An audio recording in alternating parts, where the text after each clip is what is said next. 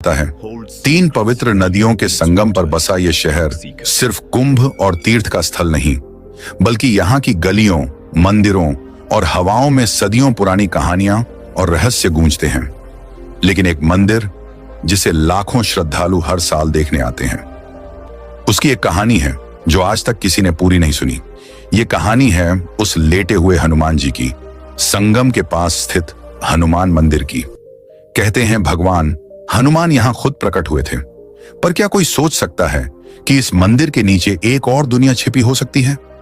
शिवांश त्रिपाठी एक 28 वर्षीय शोधकर्ता जो पुरातत्व और धार्मिक स्थल के रहस्यों पर काम करता था, बनारस हिंदू विश्वविद्यालय में रिसर्च स्कॉलर था। उसे हर बार कुछ नया खोजने की लगन रहती। एक दिन संगम में स्नान करने आए श्रद्धालुओं की भीड़ के बीच उसने कुछ सुना। एक बूढ़े साधु किसी नौजवान को कह रहे थे, हनुमान सिर्फ बाहर नहीं है, भीतर भी हैं। जमीन के नीचे जो नींद से कभी जागे तो पूरा इलाहाबाद कांप उठेगा। शिवांश के कान खड़े हो गए। उसने तुरंत साधु का पीछा किया, पर जैसे ही घाट के पीछे पहुंचा, वो साधु गायब हो चुका था। पर यह बात उसके जहन में घर कर गई। कुछ हफ्तों बाद उसने पुरातत्व विभाग के रिकॉर्ड खंगालने शुरू किए। जो मिला वो सामान्य जानकारी थी। मंदिर 18वीं सदी में बना, राजा जय कृष्ण दास ने करवाया था। मंदिर में बाढ़ के समय गंगा की लहरें अंदर तक आ जाती हैं, लेकिन मूर्ति हिलती नहीं। पर असली राज वहां था जहां कोई देख नहीं रहा था।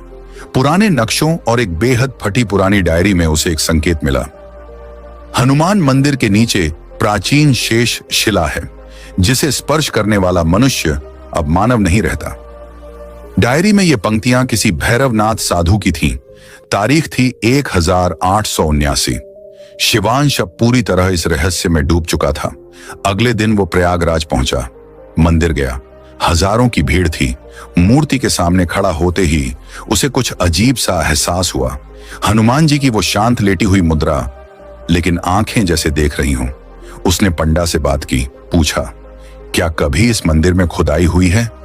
पंडा ने घूरते हुए कहा, बाबा, कुछ बातों को कुरेदा नहीं जाता। ये मंदिर भगवान का है, रहस्य नहीं। रात को शिवांश मंदिर के पीछे की गली से चुपचाप अंदर घुसा। उसके पास एक थर्मल स्कैनर और जमीन के नीचे संरचना देखने वाला उपकरण था। उसने मंदिर के पिछले हिस्से में स्कैन किया। स्क्रीन पर कुछ चमक उठा, एक चौकोर गहराई, कुछ ऐसा जो पत्थर की सतह के नीचे था। अगली रात वह खुदाई करने लगा, अकेला, सिर पर हेडलैम्प और दिल में धड़कन। आधे घंटे बाद एक धातु जैसी चीज पर उसका फावड़ा टकराया। जैसे ही उसने मिट्टी हटाई,